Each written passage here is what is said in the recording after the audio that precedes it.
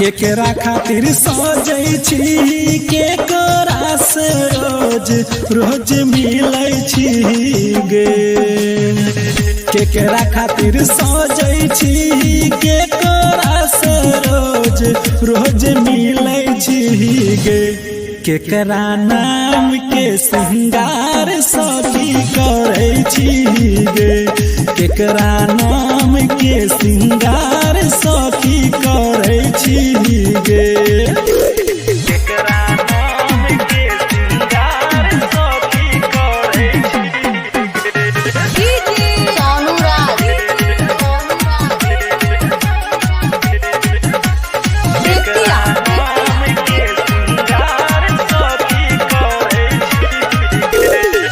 प्यार तू तो केकरो से करै छी जरूर गे। फूल जेना खिलल जाय छो कोमल तोर शरीर गे। प्यार तू तो केकरो से करै छी जरूर गे।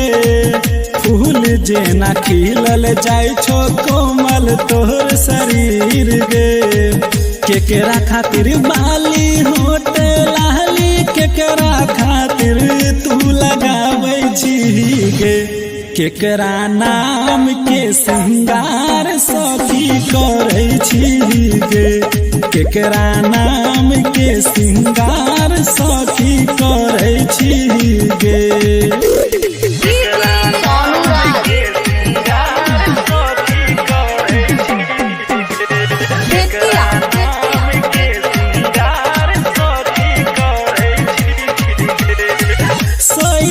सबर के सखी जाय छी बाजार गे।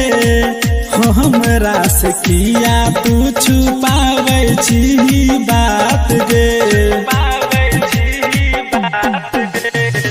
सईज सबर के सखी जाय छी बाजार गे।